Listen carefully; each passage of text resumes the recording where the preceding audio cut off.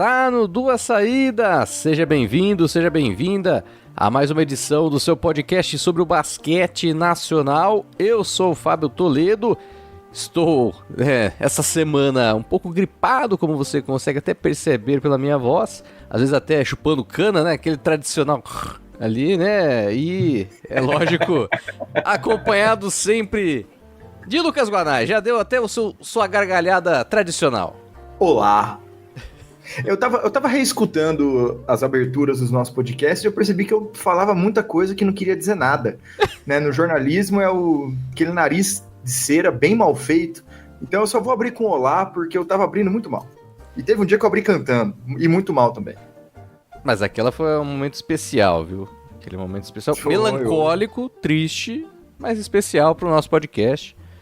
Todo mundo não gostou, né? Infelizmente, mas foi marcante. E já peço pra você, né? Deixar o seu like, compartilhar mais uma edição do podcast, começando, né? Até, Guanais, né? Essa edição um pouco mais tardia na semana, mas vamos nessa. Vamos nessa, devido a compromissos imprevistos familiares, melhor dizendo. Não conseguimos gravar no dia de sempre, lançar na segunda, então, inclusive, se vocês preferirem, comentem aí.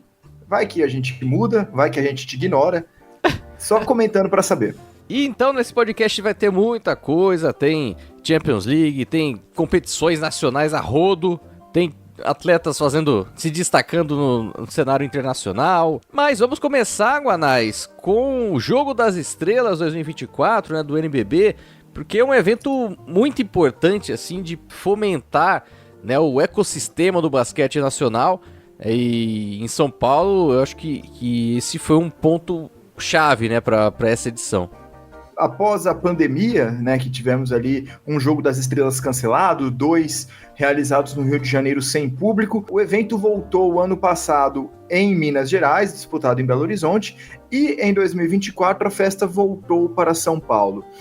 Não é segredo de ninguém que há uma preferência da Liga Nacional de Basquete por realizar em São Paulo, principalmente por 2 aspectos. O primeiro, mercadológico. Grandes marcas e personagens e até imprensa, em sua maioria, estão na cidade de São Paulo e arredores, e também pela questão logística. Não digo nem que é mais barato fazer aqui, mas é algo menos complicado, visto que toda a estrutura da Liga Nacional de Basquete se concentra na cidade de São Paulo, muito embora tenham aberto um escritório no Rio de Janeiro recentemente, mas é um escritório basicamente só para falar que tem uma filial lá e poder captar recurso incentivado. Na prática, segue tudo aqui em São Paulo, então foi um Jogo das Estrelas que as expectativas estavam muito altas, pelo menos da minha parte, por esse retorno a São Paulo e ao ginásio do Ibirapuera, e também pelo retorno da Caixa Econômica Federal, no patrocínio, no aporte à Liga Nacional de Basquete nesta temporada.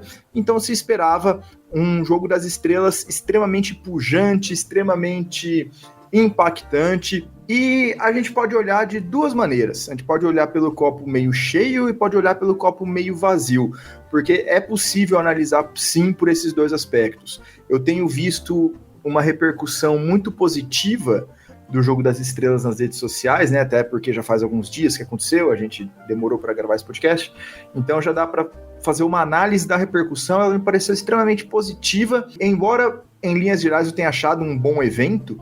Eu não achei um evento tão perfeito assim, igual muita gente falou, tá? Eu achei que faltou um pouco mais de critério nessa avaliação, talvez um pouco mais de memória, não sei se a carência de grandes eventos deu uma afetada na avaliação da galera, mas fato é, já adiantando, pelo meu lado, eu estive presente no ginásio também, eu achei um evento bom, um evento com muito mais pontos positivos do que negativos, mas alguns negativos bem gritantes, tá?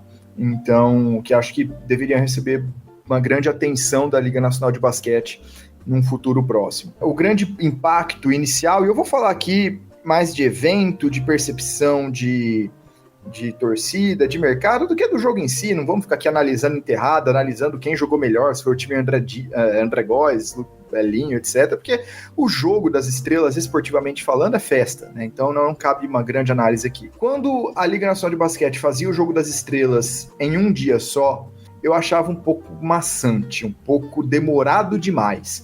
Porque você tinha, na época, todos os desafios individuais, na época você ainda tinha um desafio de celebridades, você tinha depois mais um jogo completo, então você tinha 2 jogos de 40 minutos, mais atração musical, então... Muito cansativo. Por melhor que fosse o evento, durava 5, 6 horas.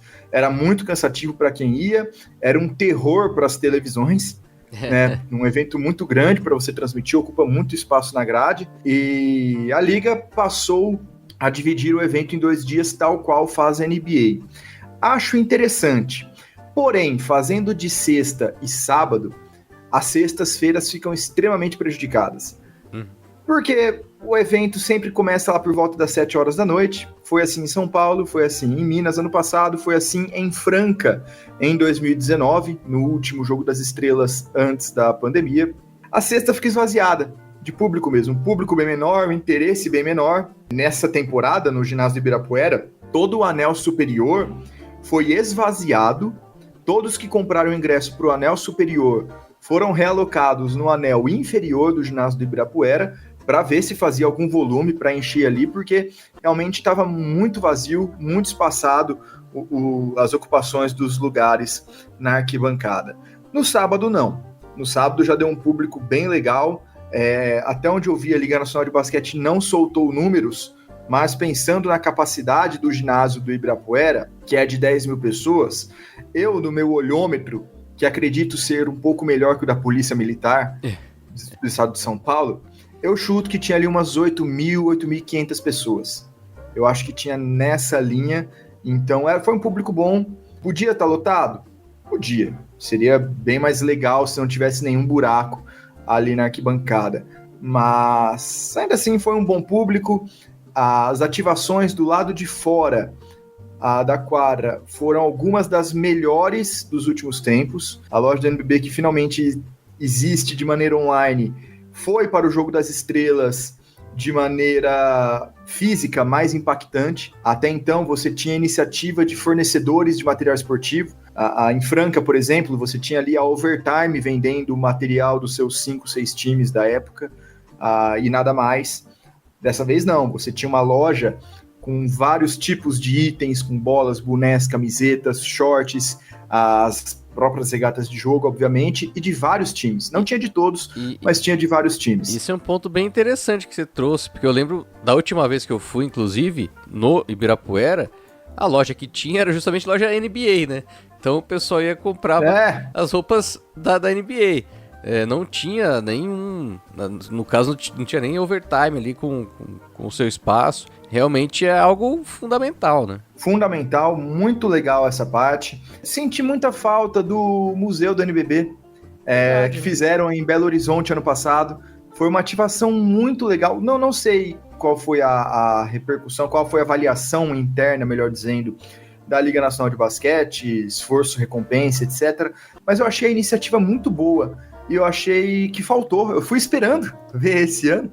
Não fui para BH ano passado, fui esperando ver essa ativação esse ano, não estava lá. Ainda assim, a maior parte dos stands eram da Caixa Econômica Federal, tinha um stand da Melita também, a marca de café, num patrocínio pontual para o Jogo das Estrelas, vários food trucks, tinha quadras ali também para as pessoas poderem jogar, bater aquela bolinha, tirar aquela foto, gravar aquele vídeo também ao entorno do Ibirapuera.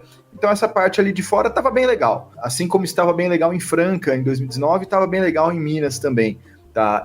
Tirando a loja, que foi essa sim um grande destaque, um diferencial em relação aos outros anos, a parte do lado de fora ali foi bom em níveis semelhantes, certo? Do lado de dentro, o Ibirapuera estava bem legal, assim, tinha um telão, aquele telão que fica no teto, né, que não tem no Ibirapuera, né, foi colocado ali pro Jogo das Estrelas, então dá uma ambiência bem legal, a quadra estava bem bonita, a animação também ali muito interessante, e foi um evento que a gente pôde ver, assim, principalmente, até o Pedro Rodrigues destacou isso na sua coluna no Sexta de Segunda, uma nítida transição de popularidade.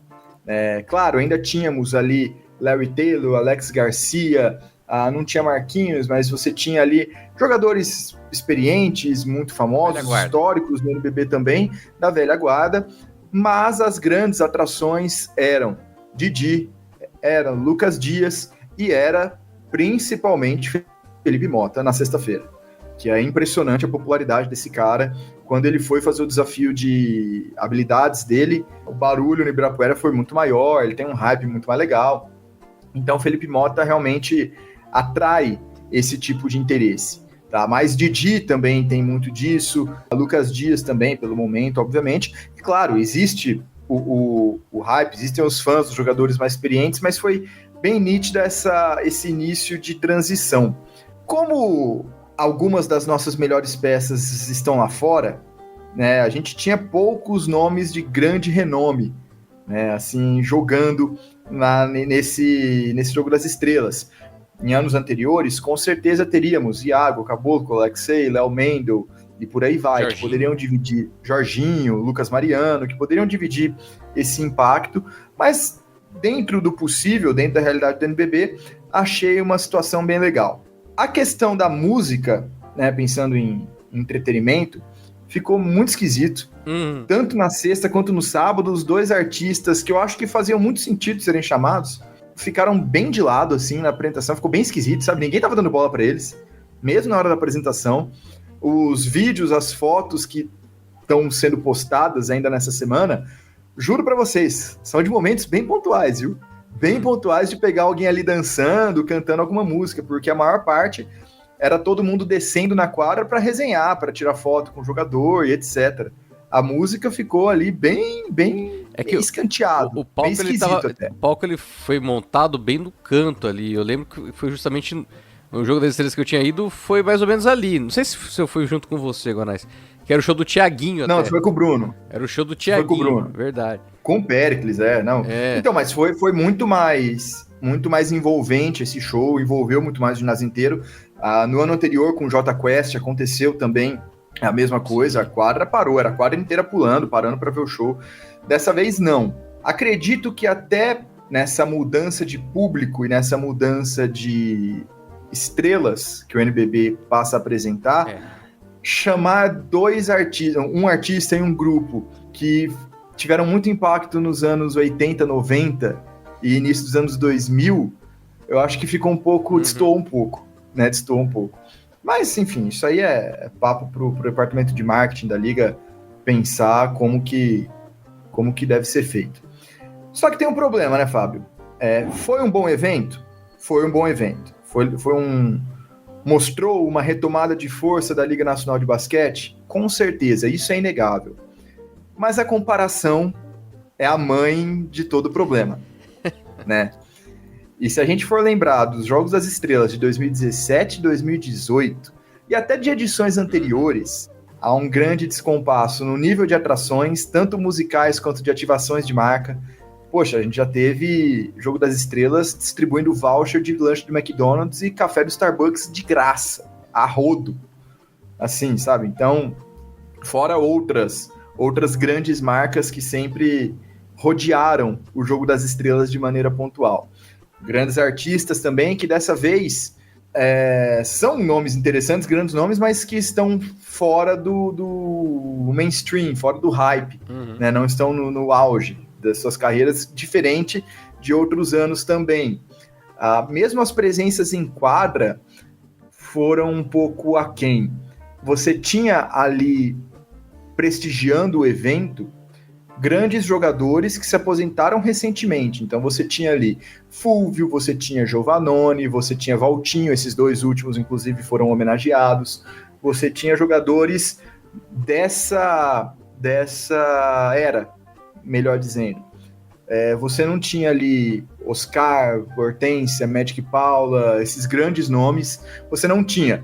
Em que pese, Marcelinho Machado estava no estúdio comentando pelo Sport TV, Janete pela Liga e Agra pela Cultura. Tá? Então, há de se fazer essa ressalva desses três grandes nomes que estavam trabalhando. Mas, sabe aquela presença de lendas do basquete, de grandes nomes, etc? Então, não tinha. Tinha o Sandro Varejão. Eu acho que de pessoas ali com mais de 50 e poucos anos, tinha o Sandro Varejão e só. Pelo menos que eu me lembre. Então, senti um pouco de falta disso, um pouco de falta de grandes marcas, de nomes de peso e, sabe, que demonstrassem ainda mais força. Isso, comparando com eventos anteriores, poxa, Ron Harper, ex-NBA, já esteve presente em Jogo das Estrelas também, então são coisas que ficaram um pouco aquém quando você compara com 2017 e 2018. Quando você analisa a evolução pandemia, pós-pandemia, foi de fato um evento e uma boa demonstração de que a Liga Nacional de Basquete está trilhando um caminho interessante novamente. Você falou do Ron Harper, teve também Horace Grant também. Sim, sim. Tinha ali, né, um pouco de uma mão ali, de um auxílio da NBA, né, para trazer algumas atrações, acho que até mesmo para fazer o meio de campo com possíveis parceiros pro Jogo das Estrelas. Eu acho que faltou um pouco isso, né, nesse caso, né. A NBA não foi vista em momento algum. Você falou da loja, não tinha menção, não teve loja de NBA, também não tinha que ter, tá? Mas assim, não teve loja de NBA que já teve em outros anos, não teve sinal algum da parceria. Menção alguma NBA. Nenhuma. Esse poderia ser um ponto que poderia ser diferencial. As duas atrações musicais, tá certo, né? O Taíde no rap histórico, né? Eu colocaria até o Taíde no sábado, né? Mas de fato, duas atrações que não estão aí, né? No auge, vamos dizer assim, de popularidade no sentido. Duas lendas, claro, né? Tanto no samba como no rap. Mas acho que faltou um pouco essa percepção, né, do público. Talvez não se esperava tanto assim que o público jovem já estivesse acompanhando o NBB a partir dessas novas estrelas e a partir de uma nova maneira de ver o basquete, né, via rede social, via Instagram, né, o pessoal ganhando popularidade a partir disso. Eu acho que também foi um momento, né, um evento para a Liga também compreender, né, a partir de agora, outras possibilidades, né, para seguir desenvolvendo o Jogo das Estrelas. Né? Não, com certeza. Eu acho que assim, foi um bom ponto de partida, tá, para essa gestão. Um bom ponto de partida não, ponto de partida foi ano passado, né? Foi uma boa evolução em relação ao que foi apresentado em Belo Horizonte ano passado. Existe uma boa base para se continuar evoluindo. Então, como eu disse, são mais coisas boas do que pontos a melhorar. A próxima edição não tem lugar certo. A Liga Nacional de Basquete trabalha com a possibilidade de manter o Jogo das Estrelas meio que periodicamente em São Paulo, alternar São Paulo e outra cidade, melhor dizendo, tá? Mas sempre voltar a São Paulo. Então, ao invés de rodar o Brasil inteiro a cada ano, faz São Paulo, Belo Horizonte, São Paulo, sei lá, Rio, São Paulo, Fortaleza, São Paulo, Campina Grande e por aí vai. Ainda não foi definido como será e onde será o Jogo das Estrelas do ano que vem. Qual foi a minha grande reclamação deste Jogo das Estrelas, minha grande crítica, que aí é algo que precisa muito melhorar para os próximos anos? O trato com a imprensa. Você tinha ali as 3 televisões, Sport TV, Cultura e ESPN, e a própria transmissão da Liga, na quadra, fazendo o seu trabalho, transmitindo ao vivo em todos esses canais. Ótimo, muito legal. Inclusive, na ressalva, o NBB recuperou o canal do YouTube, né, que tinha sido hackeado. Então já foi transmitido por lá também. Ótimo, muito legal, que estava todo mundo lá. De resto, a outra parte da imprensa, que não faziam parte das televisões, ficou de escanteio. Em edições anteriores, seja em Franca, seja no Ibirapuera, você tinha mesas de trabalho, você tinha estações de trabalho para a imprensa, que é o básico. Você tinha ali conexão à internet, mesas para se trabalhar, um espaço reservado. Dessa vez, não. Jogaram todo o restante da imprensa num setor próximo à quadra, é verdade, mas um setor misturado com influencer, com convidado, com família, e assim, na cadeira. Deram uma pulseirinha e colocaram a gente numa cadeira lá. O credenciamento foi muito confuso, tanto em termos de demora para resposta. Eu tinha me credenciado para ir desde segunda-feira, eu recebi no meio da semana meu credenciamento. Muitas pessoas ligadas ao basquete tiveram seu credenciamento negado. Algumas pessoas com participação em eventos ao longo da semana tiveram seu credenciamento negado no primeiro momento também. Tipo, palestrantes do seminário tiveram o credenciamento negado e eles eram os palestrantes. Nesse nível de desorganização, na entrada também foi um pouco complicado. Ao término do evento, para entrar na quadra e fazer entrevistas, fotos, etc., também foi muito complicado. A gente tinha que falar meio alto ali com segurança, dar uma apelada, e o trato com a imprensa, tirando as televisões, foi muito, muito ruim. E é esta imprensa, blogueiros, colunistas e perfis menores... O chão da fábrica. O chão da fábrica de cobertura basqueteira que tá sempre lá, que é a regular, tá? É quem tá há mais tempo, tudo bem, eu sei, a gente não briga com a audiência, com nenhum deles, nem com a cultura, que é o que menos dá audiência de todos esses, mas a gente tá lá há mais tempo, a gente tá lá acompanhando toda essa evolução do NBB, e a gente só queria o mínimo, tá? E essa parte não teve, isso foi muito, muito ruim. Eu fui lá com a pretensão também de fazer fotos, tirar foto, eu desistia. Eu larguei mão porque não dava, não tinha o que fazer. Então a condição de trabalho ali para a imprensa, exceto as TVs, foi péssima. No final das contas, reitero, para não ficar dúvidas, um bom evento com mais pontos positivos do que negativos. Tá? Só uma outra ressalva que eu não falei, e aí eu acho que é mais uma sugestão mais do que um defeito. Eu acho que o Jogo das Estrelas poderia ser um pouco mais localizado, um pouco mais regionalizado a partir da sede dele. Então, assim, o Jogo das Estrelas foi em São Paulo, você tinha que sentir, quem foi à partida e quem assistiu pela TV, que aquele jogo era de São Paulo, tinha que ter coisas tradicionais de São Paulo. Em Minas, você tinha que ter identificação maior com Belo Horizonte, com Minas Gerais. Eu ouvi essa expressão de um outro colega jornalista, vira meio uma Comic Con do basquete. Sabe, algo meio genérico que podia ser em qualquer lugar do mundo, ou do Brasil, no caso. E eu acho que podia ser um pouco mais regionalizado. Uma sugestão para as próximas edições. Acho que ficaria interessante. Mas não que tenha diminuído ou aumentado o brilho desse Jogo das Estrelas. Falei muito já, né? Falou pra caramba. Mas você tá carregando nas costas hoje o podcast com a minha situação gripal. Mas vamos dar sequência. Vamos dar sequência pro podcast. Encerrado o assunto jogo. Não, quer falar dos nossos. Quer falar dos nossos palpites, que a gente errou tudo? Vamos lá. A gente só acertou o Júnior? Pois é. Acertamos o Júnior, que era o mais difícil de... Não era mais difícil, que o Júnior é bom pra caramba em enterrada. Quase ganhou ano passado. Mas lá... Pois é. No torneio de habilidades, o vencedor foi o Franco Barali. Eu nem lembro quem você tinha colocado. Eu tinha colocado Paulo Lourenço. Paulo Lourenço, essa aí você errou feio, né? Eu tinha colocado Jamal. E o Jamal foi mal pra caramba. Ele errou 3 bandejas seguidas. Deixa quieto, rapaz. Trevor Gaskins venceu o torneio de 3 pontos. Desbancou, inclusive, o Vezaro, né? Que era meu palpite. Eu fui de hatch. E o Zu Júnior venceu o torneio de enterradas. Nosso palpite aí, certeiro. E no jogo das estrelas, no torneio das estrelas, dá pra dizer assim, o time André Góes venceu, surpreendendo a todos. Mas aquela coisa, né? Se fosse um jogo a Vera, o cenário seria diferente. Vamos lá. E o Lucas Dias foi o MVP, terceira vez que ele é MVP, empata com o Chamel, mas eu achei, falando agora um pouquinho de dentro da quadra, eu achei muito, muito, muito mais legal que o da NBA.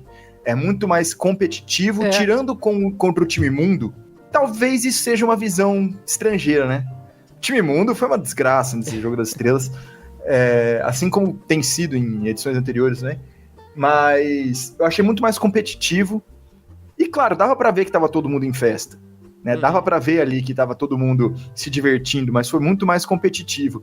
Nos desafios individuais, 3 pontos e habilidades, não tem muito o que dizer. Enterradas foi muito bom.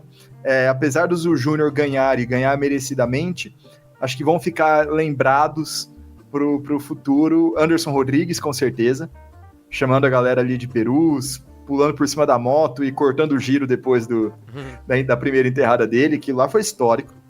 Até a parte plástica, a visual ficou muito diferenciado, muito criativo, ponto muito positivo para o Anderson Rodrigues, e o Alex Doria pulando do irmão e o filho ali, né? Então, foi muito engraçado e até um pouco temerário, porque o pé não passou muito longe da cabeça da criança, mas... Cenas lamentáveis, chegou próximo. Ficou bem, não, mas ficou bem legal. Foi um desafio de enterradas bem divertido e vai ser bem lembrado, bem memorável também. Diferente do ano passado. Ano passado eu nem lembro do dia que aconteceu. Eu lembro de outras edições.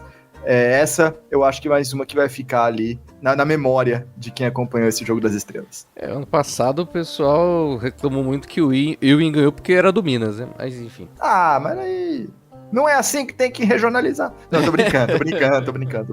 Agora a gente encerra de vez o assunto Jogo das Estrelas, mas vamos falar de Champions League Américas, Lucas Guanais, porque até pra gente encerrar esse assunto também da edição anterior, é definido o Final Four da Champions League Américas, com Halcones e Jalapa enfrentando o Flamengo na semifinal e Quimsa enfrentando o Hebraica e a sede, né, desse Jogo das Estrelas, não, a sede do Final Four vai ser então na Argentina. Exatamente, em Santiago del Estero, casa do Quimsa. Ao que consta, segundo informações do jornalista Enéas Lima, a Liga Argentina cobriu a oferta, né, do Flamengo para a FIBA, porque no final das contas leva quem tem dinheiro, isso sempre foi assim. E o Final Four vai tudo lá para a Argentina. Então não é mais melhor de 3, é jogo único, semifinal e final, que serão disputados nos dias 13 e 14 de abril, um sábado e um domingo, daqui a um mês praticamente. Então, Flamengo e Halcones do México e Quimsa e Hebraica do outro lado. Ainda acho o Flamengo extremamente favorito. A tendência é termos um Flamengo e Quimsa na final.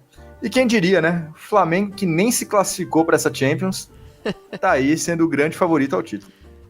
Chegou de convidado praticamente, né? A vaga era do Bauru Basquete, né, que ganhou a Liga Sul-Americana ano passado, mas o Dragão desistiu de participar por questões financeiras. Ia ficar muito caro, e aí a vaga foi pro Flamengo, e é o único brasileiro restante. Beleza, agora vamos dar sequência, falar, esse torneio já tá chegando na reta final, né, a Champions League. Já outro torneio acabou de começar, viu, Guanais? Campeonato Brasileiro da CBB. O que você traz de destaque aí dessa primeira semana? Exatamente, começou na sexta-feira, dia 15, né, junto do Jogo das Estrelas do NBB, né, não foi talvez a melhor decisão do mundo, mas começou o Campeonato Brasileiro da CBB, a segunda divisão do basquete brasileiro. Tivemos 5 jogos, acho que dá até pra gente passar o resultado deles, né? O Praia Clube venceu o Vitória por 7-5 a 5-5, um triunfo convincente do Praia, jogando em casa.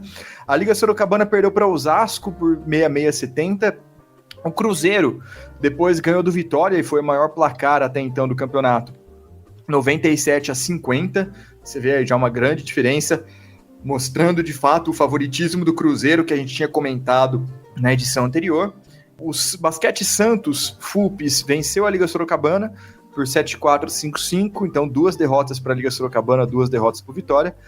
E depois o Brusque ganhou do Blumenau. Mas o que chamou mais a atenção, Fábio, é que o troféu de melhor do jogo, de melhor da partida, que a CBB entrega para cada pessoa, é um troféu de papel colado no acrílico. Olha. Só que qual que é o problema? Como se isso já não fosse estranho, né? O troféu tem o nome do Pipoca, né? João José Viana, o Pipoca. Então, o MVP da partida recebe. E é esquisito, cara, porque você tenta homenagear alguém, você tenta consagrar o melhor jogador daquele jogo, e o troféu é extremamente meio estranho, meio de uma qualidade, de uma procedência bem duvidosa. Pelo menos visualmente, né, que temos fotos, eu vi fotos apenas, né, não presenciei ainda esse troféu. É um pouco esquisito, né, é aquela história de que se fosse para fazer isso era melhor não fazer. Eu tenho um pouco essa visão, até voltando no Jogo das Estrelas, da premiação dos torneios individuais, né, quem ganha cada torneio individual ganha R$5.000, e aí vem aquele baita cheque no valor de R$5.000, eu falo, putz, assim, lá atrás, quando o NBB começou, já não era um grande valor para um evento desse porte. Passados não sei quantos anos, a inflação comendo poder de compra vale menos ainda. É um pouco estranho. Então, chamou a atenção esse troféu aí de MVP que a CBB está entregando. Mas o campeonato está começando da maneira que imaginávamos, tirando a Liga Sorocabana, que eu achei que ia ter um pouco mais de impacto, mas é Praia, Cruzeiro e Osasco como as principais forças até agora. E vamos ver como que o campeonato segue. Agora a gente chega na nossa parte de atletas que estão jogando, né, no exterior. Vamos primeiro falar de uma informação hospitalar, Lucas Guanais. Vamos trazer aí o boletim médico do Iago Matheus, né, que acabou sofrendo uma lesão aí. Parecia até ser grave, né, mas aparentemente não, né? Assusta um pouco, né? Ele saiu com uma lesão na cara, na cabeça, na última partida do Estrela Vermelha contra o Maccabi Tel Aviv, na Euroliga, na semana passada, e foi constatado um afundamento do crânio. Mas ele foi operado hoje, no dia da gravação, né, na terça-feira, dia 19, lá na Sérvia mesmo, ele não voltou para o Brasil, e o tempo de recuperação é de 10 a 15 dias, então logo o Iago tá aí, vai jogar pelo Estrela Vermelha ainda nessa temporada, e não é um problema, ao que consta, para o pré-olímpico. Então, acho que quanto a isso podemos ficar tranquilos, tanto pela saúde do Iago, quanto pela sua possível e provável participação no pré-olímpico. E falando em pré-olímpico, Fábio, vou até adiantar uma pauta aqui que a gente não tinha combinado, só para mencionar, aconteceu o sorteio dos grupos das Olimpíadas, né, no basquete, tanto masculino quanto feminino, e o vencedor do pré-olímpico que o Brasil vai disputar, né, que é o pré-olímpico na Letônia, irá para o grupo B, ao lado de França, Alemanha e Japão.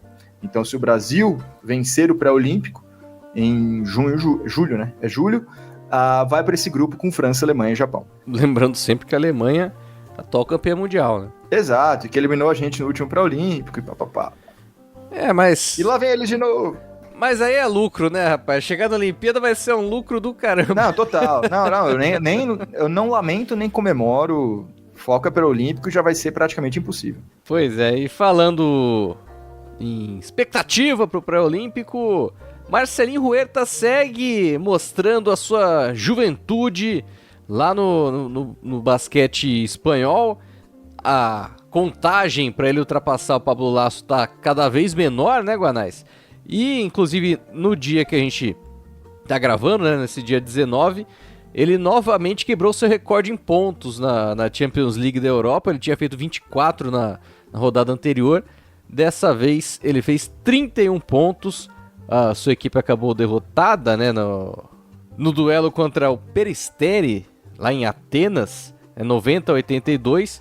Mas o Marcelinho fez 31 pontos. O homem tá esquentando a turbina, hein? Pois é, né? Tá em franca evolução. A gente já fez essa piada semana passada. Pois é. Mas tá realmente muito bem o Marcelinho Huertas. Que bom, né? Está bem fisicamente. Ele fez 31 pontos em 30 minutos, além de 4 rebotes, 5 assistências e 1 roubo. E realmente tá em grande fase, deve chegar muito bem no pré-olímpico, o Marcelinho Huertas. Só um destaque, né, que os dois times jogaram de amarelo, velho. Que escolha tenebrosa de uniforme. Quem também jogou bem nesta terça-feira, Fábio, foi o senhor Bruno Caboclo. Olha só, quem é vivo sempre aparece, né? Depois de amargar um tempo no banco, fazendo atuações hiper discretas, Bruno Caboclo jogou por 38 minutos na Euroliga contra o Baskonia, vitória do Partizan. E Bruno Caboclo fez um duplo-duplo de 18 pontos e 13 rebotes, além de 2 tocos e 1 roubo. Então, voltando a ser impactante, nosso pivô brasileiro também muito importante.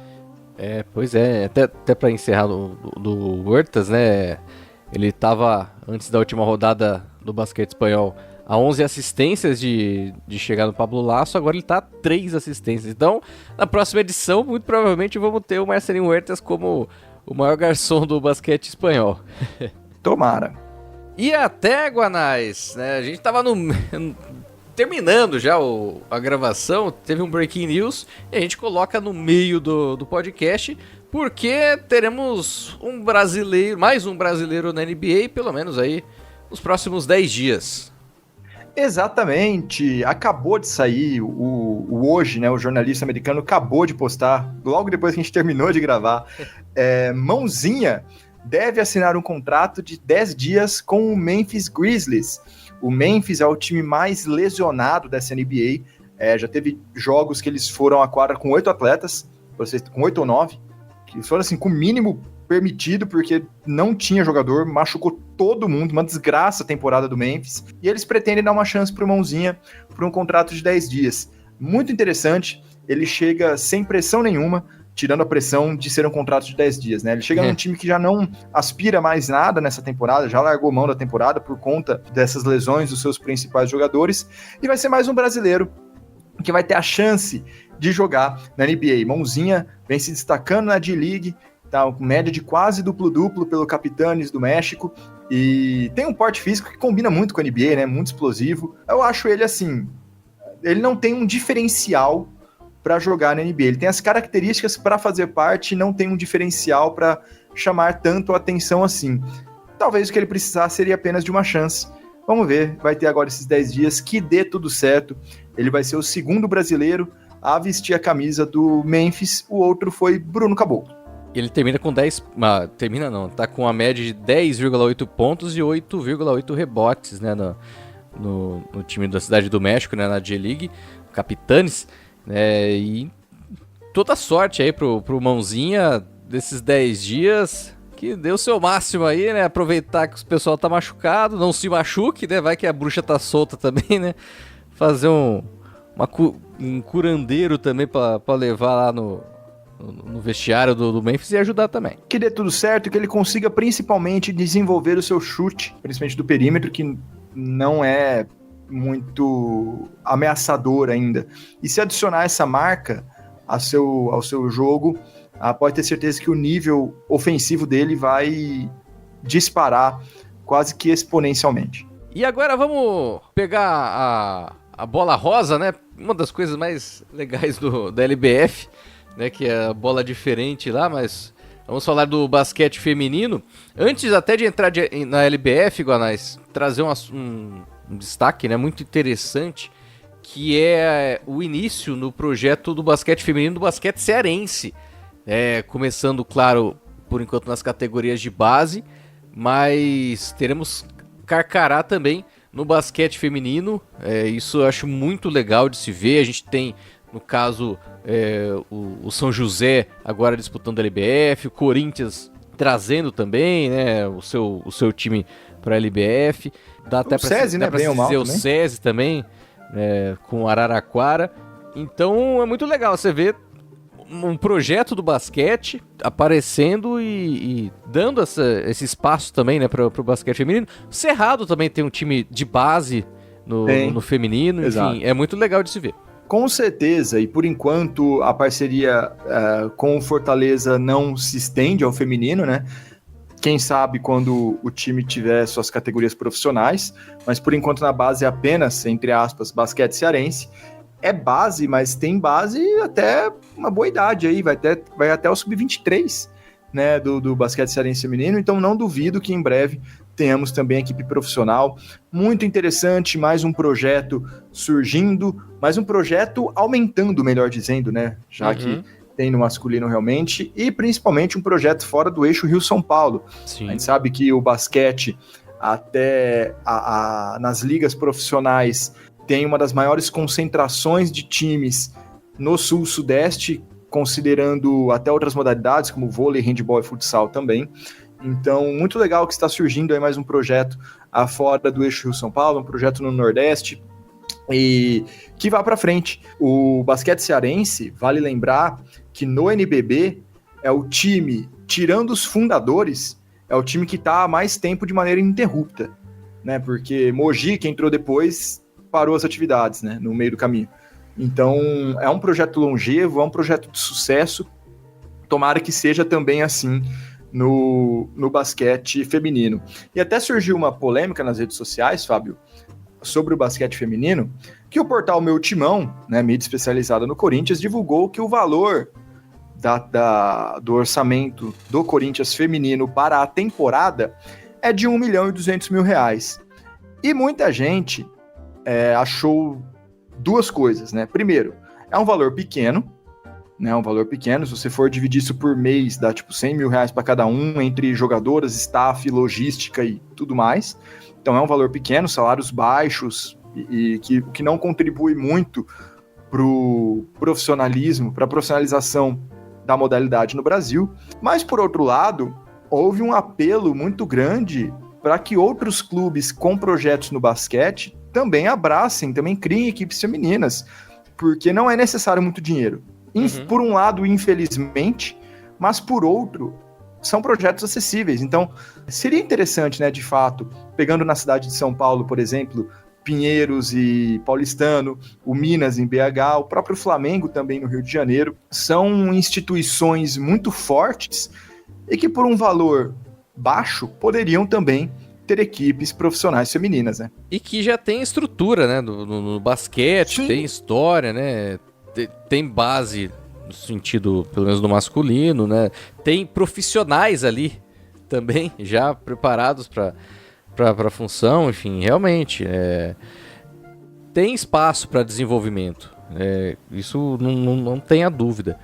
E você tinha falado dessa concentração, né, para você ter uma ideia, das 11 equipes que vão disputar a LBF, que estão disputando a LBF, 7 são do estado de São Paulo, para você ver como que está muito concentrado ainda, e é sempre bom ter novos projetos aí, começando com esse do basquete cearense. E trazendo para a LBF, né, Guanais, essa última semana, dá para destacar que tem equipes aí que tiveram grandes jogos, mas ainda estão em busca de uma consistência. Eu destacaria principalmente a equipe de Catanduva, que conseguiu um resultado sensacional, que foi a vitória contra o Unimed Campinas por 87-81. Só que aí depois, em outros confrontos, foi atropelado pelo Corinthians, foi atropelado pelo Sampaio, não conseguiu ter a sequência que teve,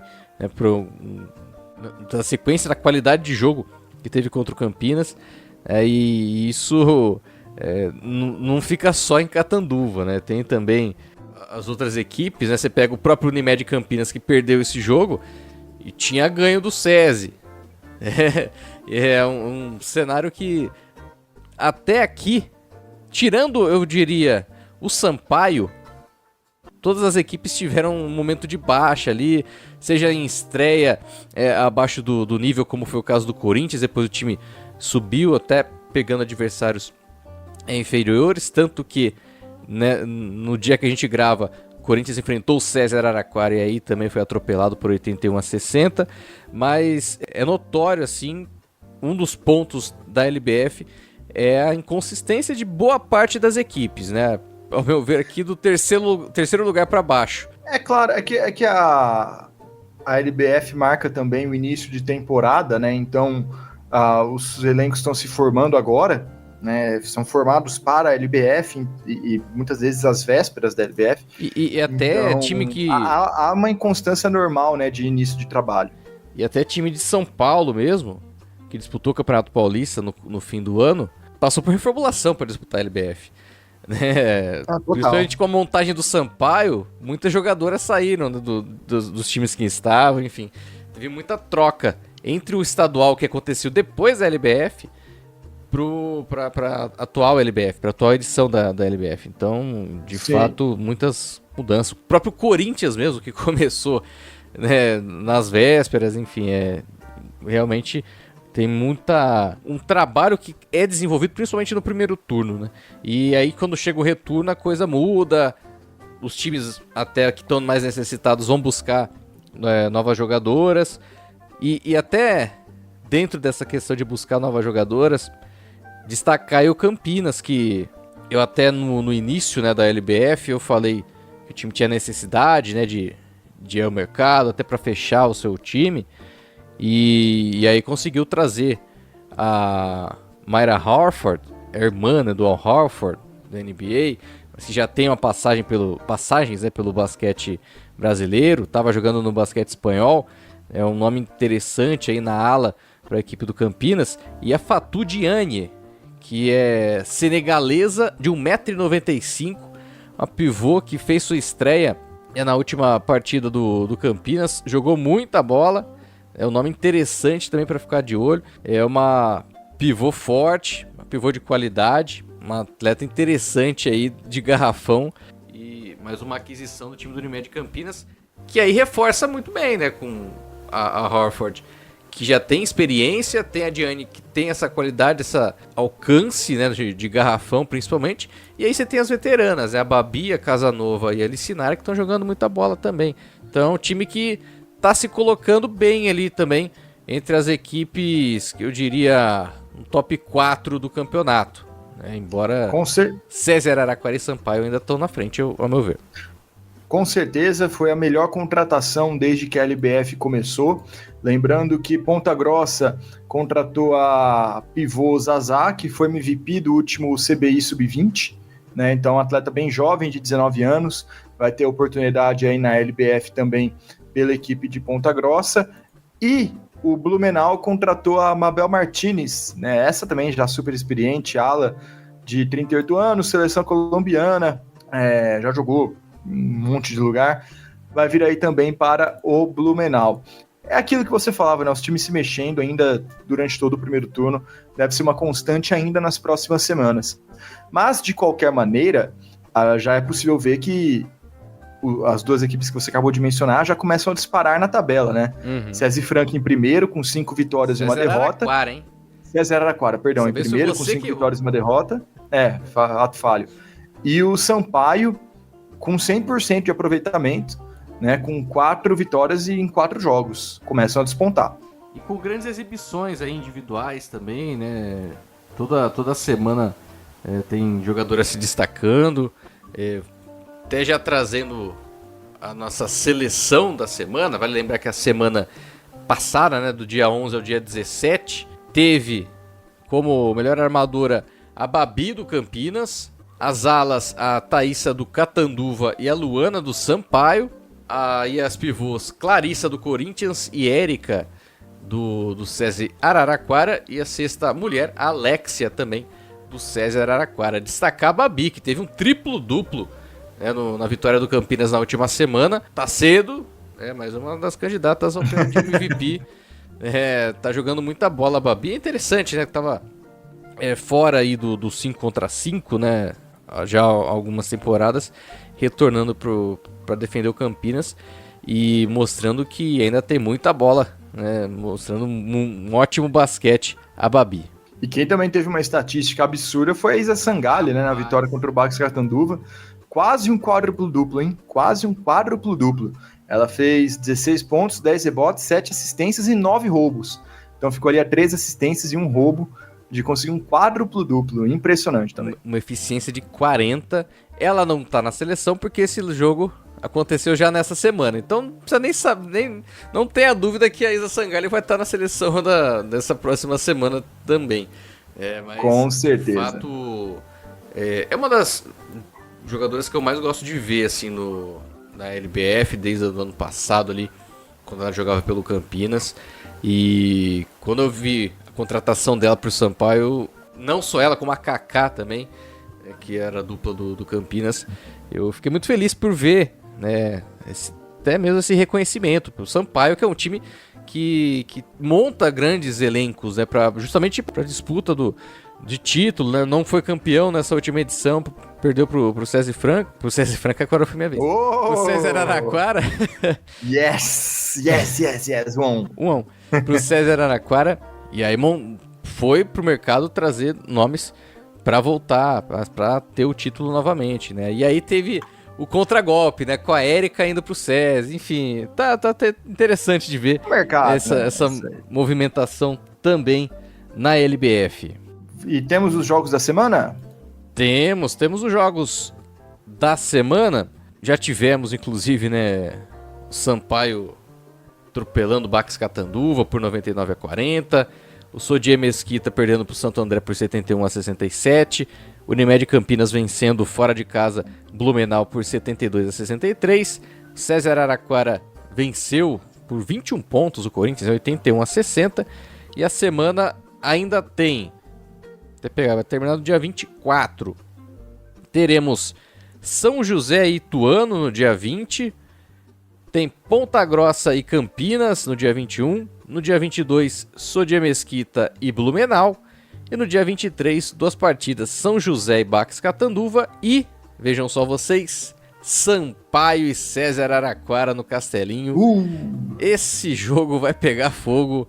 Anota na agenda aí, dia 23. Anota na agenda. 6h30 da tarde, Sampaio e César Araquara. Sabadão à noite, jogaço. Muito bom. E agora vamos pro NBB, Guanais. Falar um pouco, né, dos jogos. Não tivemos tantos jogos na última semana, mas tivemos boas partidas. E vamos até trazer um pouquinho, né, do que já rolou nessa semana, né?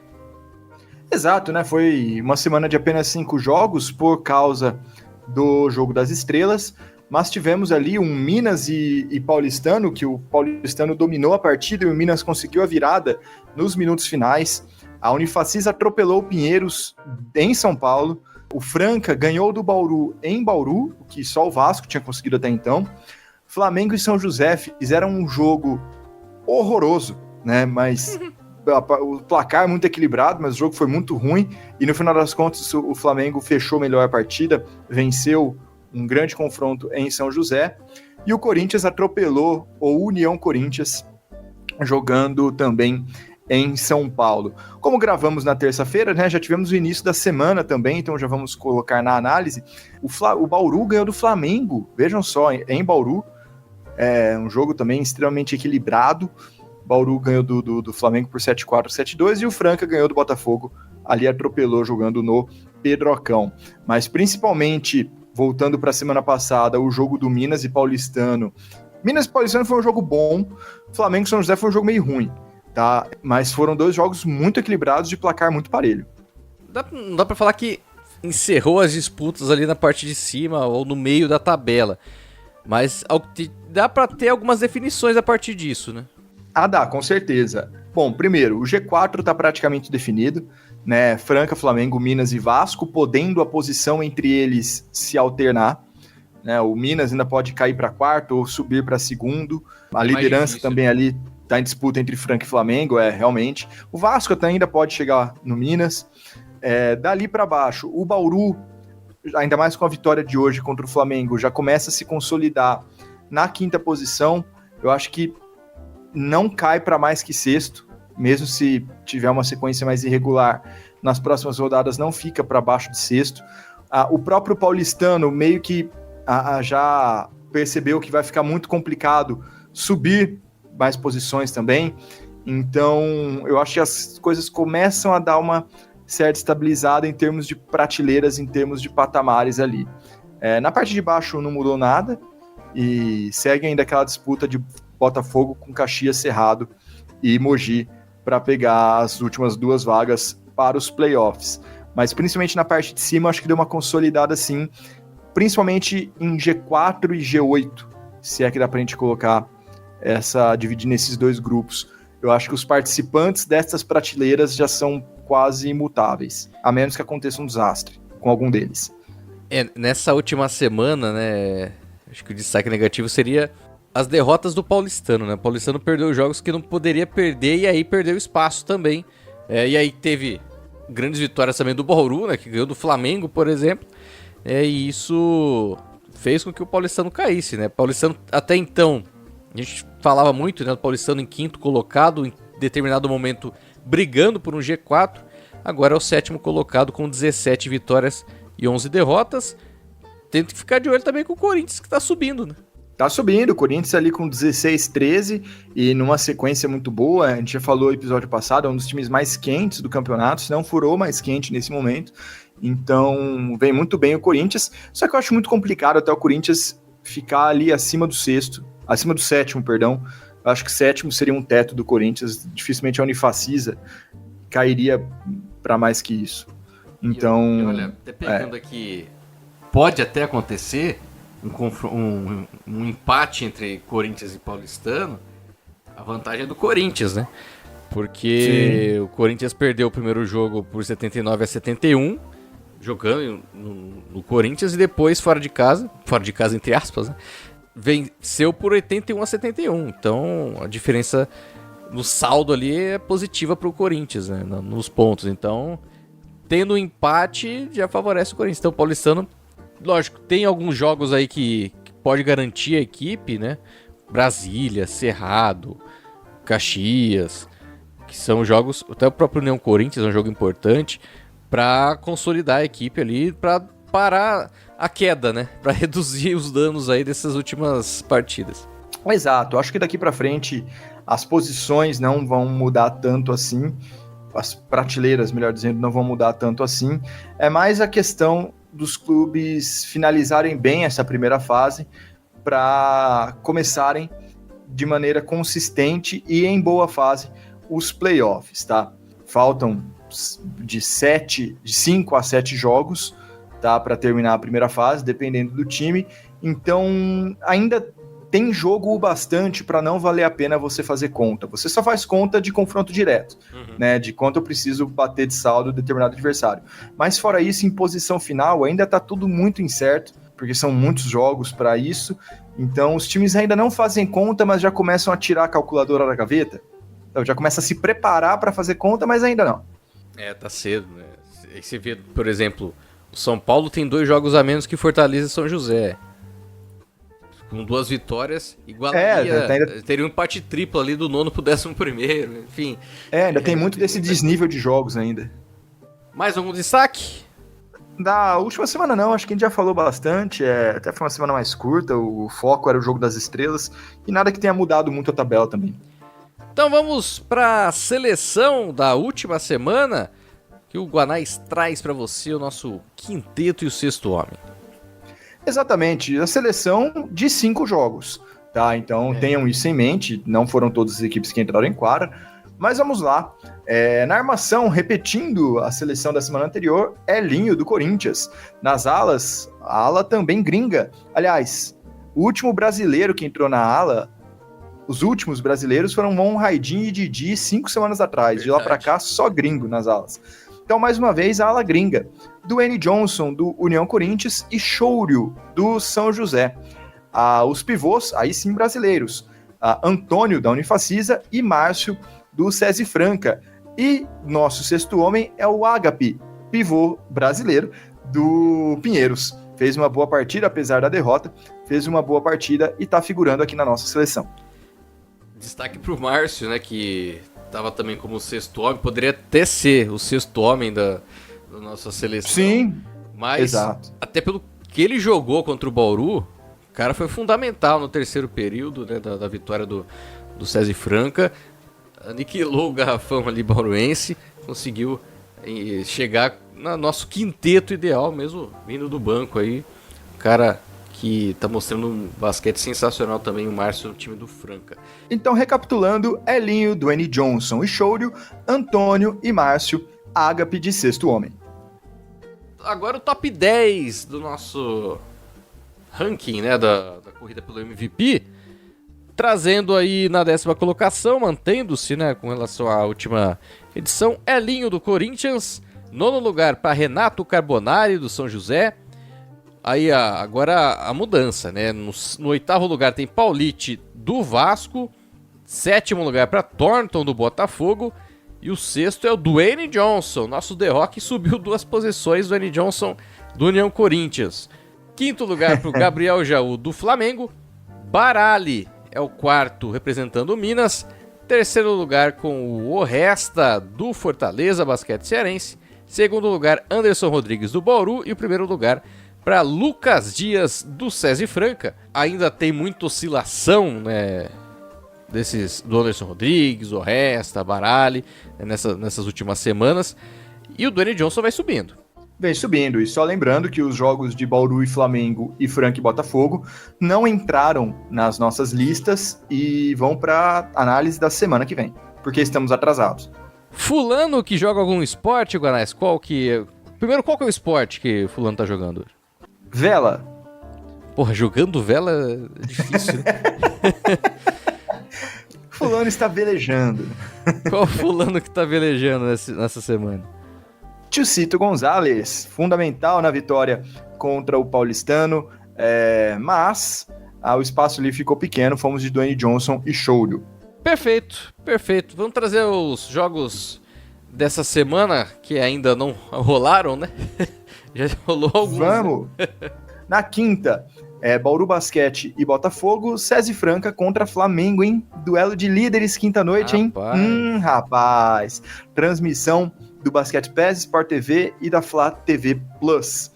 Na sexta, o São José pega o Brasília e a Unifacisa pega o Minas. O Mogi pega o Cerrado, o São Paulo pega o União Corinthians. Sábado tem Pinheiros e Corinthians, SESI Franca e Vasco, também jogaço para G4, hein? Também jogaço para G4. E acabou a semana. Não temos jogos no domingo. Fechamos então com Franca e Vasco, mais um jogaço. Destaco os jogos do Franca. Franca e Vasco, a Franca e Flamengo são as partidas mais interessantes. Mas na briga lá embaixo, você tem Mogi, Cerrado e Mogi e Brasília também, né? Uhum. São partidas ali que podem definir as últimas posições dos playoffs dessa temporada. Pode definir as ambições do Mogi para a reta final e você destacou aí, né, confrontos de G4. Realmente uma semana cheia e de jogos importantes, realmente. Destaque final, Guanais! Destaque final, Fábio, eu vou voltar no tema do Jogo das Estrelas, que eu passei aqui do checklist, só menções rápidas, tá? Para não elaborar muito e não tomar muitos podcasts. Ponto positivo no Jogo das Estrelas para inclusão. A gente viu muitos atletas cadeirantes lá. Tivemos o Juninho participando do desafio de 3 pontos, ele não foi muito bem, mas muito legal a participação dele. Nos intervalos também, várias apresentações de atletas cadeirantes ao longo do evento, então muito legal essa presença deles. E, para falar também de um ponto negativo que eu deixei passar da semana do Jogo das Estrelas, é que os eventos do Seminário do Esporte, com conversas sobre inovação, gestão, nas diversas entidades que representam o basquete, não foi transmitido. Eu acho que era um evento muito importante que houvesse o registro e que pudesse ser consultado posteriormente, mas não foi transmitido e não foi nem gravado, né, pra gente assistir depois. Então fica esse ponto negativo aí também, são os meus destaques finais. Em pleno 2024 não grava um evento? Pois é, rapaz. Valeu, Guanais! A gente se encontra em menos de uma semana, né? Ou não, né? Comentem aí se vocês preferiram também. Quem sabe a gente não rearranja aqui nosso podcast. E um grande abraço para Gerson Júnior, narrador do NBB, que trocou uma ideia ali comigo também no Jogo das Estrelas, que estava sempre ouvindo a gente nas viagens de ônibus. Então, Gerson, boa viagem e um grande abraço também.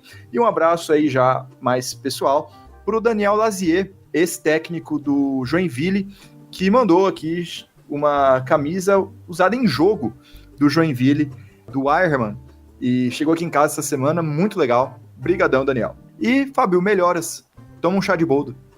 Chá de boldo acho que não ajuda muito, não. Chá de boldo é pro estômago, ajuda pra qualquer coisa. Pô. Não, ajuda pra qualquer coisa. Chá de boldo ajuda pra qualquer coisa. Eu vou preparar um chá de gengibre aqui com limão. Também é mel. Bom, também é bom. Vai garantir que desceu uma cachaça. Valeu! E a todos que nos acompanharam em mais uma edição do podcast Duas Saídas. A gente volta então na próxima edição, na semana que vem. Forte abraço, falou!